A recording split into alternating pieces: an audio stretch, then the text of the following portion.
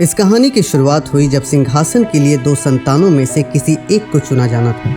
बेटा हो या बेटी, माँ बाप के लिए वो हमेशा से एक से होते हैं, पर क्योंकि सिंहासन पर पहला हक हमेशा से बेटों का रहा है, इसलिए रेनिस टारगेरियन को नजरअंदाज करके उसके भाई विसाइरस टारगेरियन को राजा घोषित कर दिया जाता है। विसाइरस की सिर्फ एक बेटी है रेनेरा, जो कायदे से सिंहासन की उत्तराधिकारी थी, पर विसाइरस को एक बेटा चाहिए था जिसे जन्म देते हुए उसकी पत्नी दम तोड़ देती है।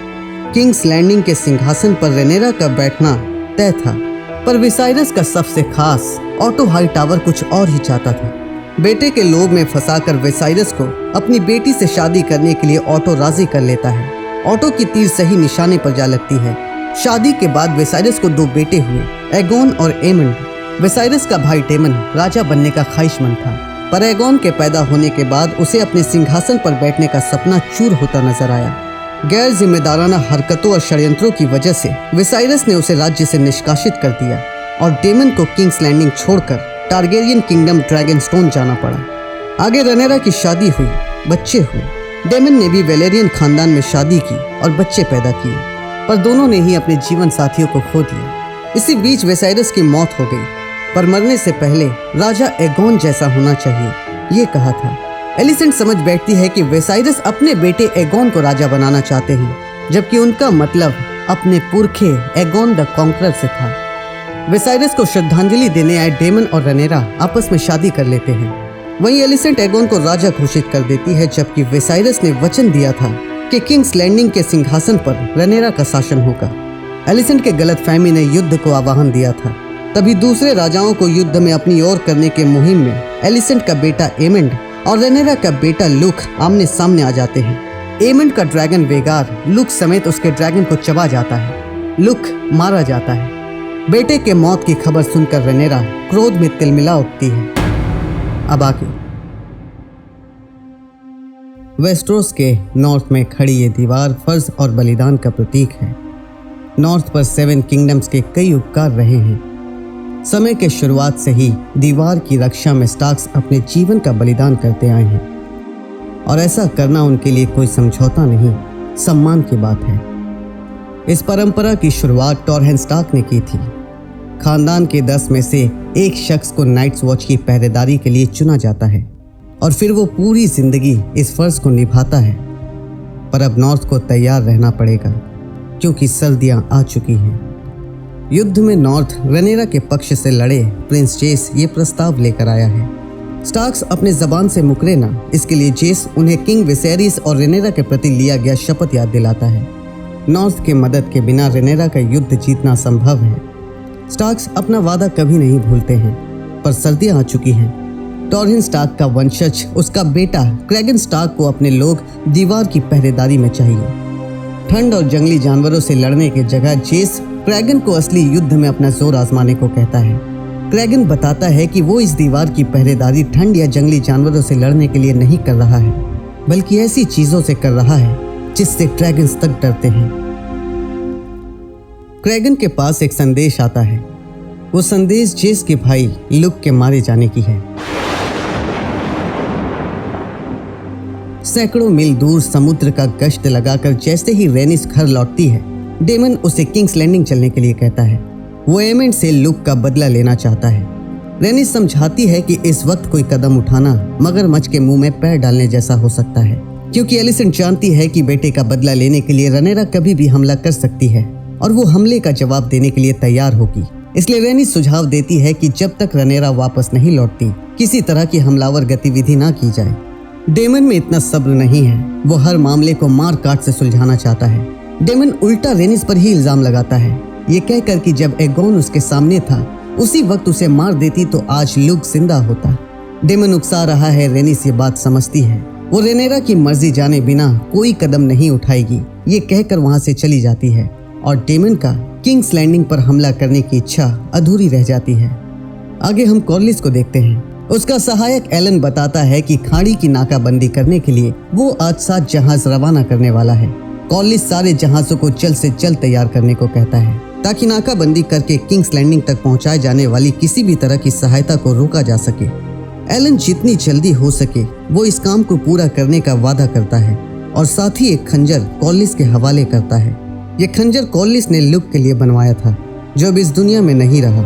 कॉर्लिस शारीरिक रूप से कमजोर है, बावजूद इसके वो अपने पोते लुक के लिए किंग्स लैंडिंग से जंग करना चाहता है। कहानी आगे बढ़ती है।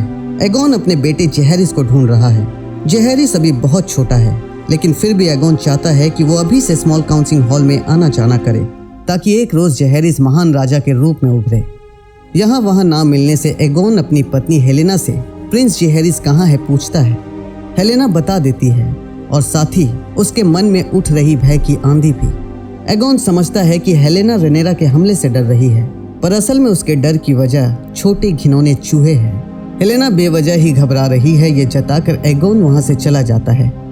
विसाइरस के मरने के बाद एलिसेंट अकेली पड़ गई थी। अपनी जिंदगी के खालीपन को दूर करने के लिए उसने कोल से नाजायज संबंध जोड़ लिए, ये जानते हुए कि ऐसा करना पाप है। स्मॉल काउंसिल चेंबर में सभी समुद्र पर रेनेरा की नाकाबंदी को कैसे ध्वस्त किया जाए और युद्ध को कैसे टाला जाए, इस बात पर चर्चा करते हैं। एगोन ड्रैगन्स के जोर पर इस समस्या का तोड़ निकालने की बात करता है। तभी एलिसेंट एगोन को याद दिलाती है कि ऐसा करना बेवकूफ़ी होगी, क्योंकि ड्रैगन्स रेनेरा के पास भी हैं। तभी एमेंड को सभा में आते देख एलिसेंट उसका विरोध करती है, क्योंकि वो होश से नहीं जोश से काम लेता है। एमेंड बताता है कि वो यहाँ अपनी मर्जी से नहीं आया, उसे एगोन ने बुलाया है। एगोन एमेंड का भाई है और राजा भी, और राजा के फैसले को कौन नकार सकता है, इसलिए एलिसेंट चुप हो जाती है। एमेंड अपनी योजना में रिवरलैंड को हथियाने का सुझाव देता है, ताकि वहां नाकाबंदी करके किंग्स लैंडिंग तक आने वाले रेनेरा के खतरे को रोका जा सके। एमेंड के सुझाव पर एगोन रिवर लॉर्ड्स के साथ जंग छेड़ने के लिए तैयार हो जाता है। ऑटो हाईटावर जानते हैं कि एगोन एक नौसिखिया है, ना उसमें हुनर है ना अनुभव। वो अपनी बेवकूफ़ी से पूरे राज्य को संकट में डाल देगा। ये सोचकर ऑटो उसे दूसरे किंगडम से समर्थन मिलने तक रुकने को कहता है। काउंसिल की मीटिंग खत्म होते ही लॉर्ड लैरिस तत्काल एलिसेंट से भेंट करता है। एलिसेंट भेंट की वजह पूछती है, जिस पर लैरिस कहता है कि उसने कड़ी जांच पड़ताल की है और जो भी राजा को धोखा दे रहे थे या आगे चलकर देने वाले थे, उसने उन सब का पता लगा लिया है। एलिसेंट जानना चाहती है कि वो कौन लोग हैं, जिस पर लैरिस कहता है कि वो जो लोग भी थे उन्हें ठिकाने लगाया जा चुका है। यहाँ तक कि लॉर्ड लैरिस ने एलिसेंट के सेवक और सेविकाओं को भी बदल दिया है। एलिसेंट जानती है कि लॉर्ड लैरिस एक खतरनाक इंसान है, उस पर भरोसा नहीं किया जा सकता। इसलिए गुस्से में एलिसेंट लैरिस के नियुक्त किए गए सेविकाओं को अपने कक्ष से बाहर निकाल देती है। कहानी अब रेनेरा की ओर बढ़ती है। वो समुद्र के उस छोर पर खड़ी है जहां आखिरी बार लुक को मरने से पहले देखा गया था। जाल से लगकर एक ड्रैगन का पंख किनारे आ पहुंचा था, जिसके साथ एक शॉल लिपटी हुई थी। ये शॉल लुक का था। इससे पहले तो नहीं, पर अब रेनेरा के आंसू फूट पड़े थे।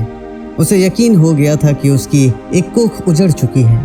वहीं जबरन सिंहासन पर बैठाया गया एगोन नौसिखियों जैसी बातें करता है। ऑटो जानता है कि एगोन योग्य नहीं है किसी भी समस्या का उपयुक्त हल निकालने में। इस कारण से ऑटो कदम कदम पर एगोन को टोकता है और दूर खड़ा लैरिस ये देखकर अपनी अगली चाल तय कर लेता है। वो एगोन को ऑटो के खिलाफ भड़काता है। वो बताता है कि जब एगोन के पिता विसाइरस राजा थे, तब ऑटो उन्हें ऐसे ही कंट्रोल किया करते थे। लैरिस सुझाव देता है कि एगोन अपने पिता की गलती ना दोहराए, वो ऑटो को खुद पर हावी होने ना दे। इसी बीच व्हाइट वूम डेमन के हाथ लग जाती है। व्हाइट वूम के बदौलत ही ऑटो रेनेरा को राज्य से निकालने और एगोन को सिंहासन पर बैठाने में सफल हो पाया था। इसी वजह से डेमन उसे तमाम उम्र कैद करके तड़पाना चाहता है। व्हाइट वूम को सजा का कोई भय नहीं है, उसने सब कुछ पैसों के लिए किया।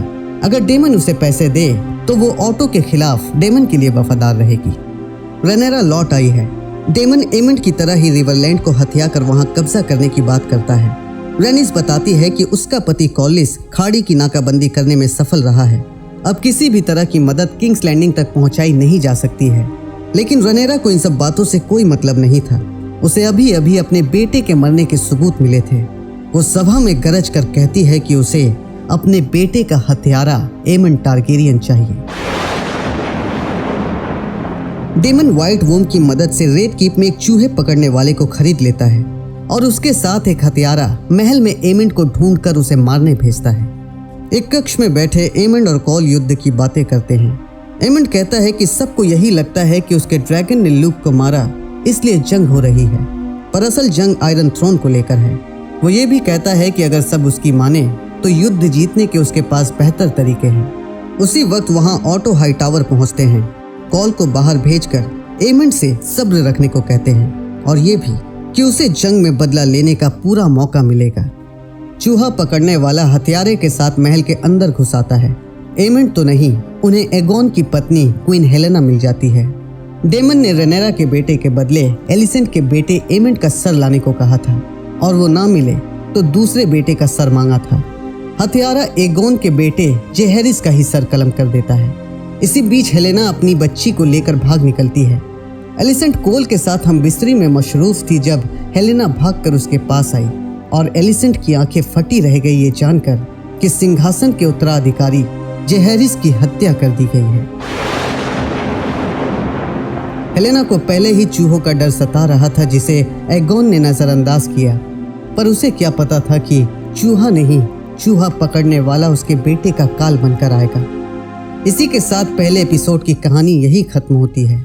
आगे की कहानी अगले एपिसोड में। बने रहिए।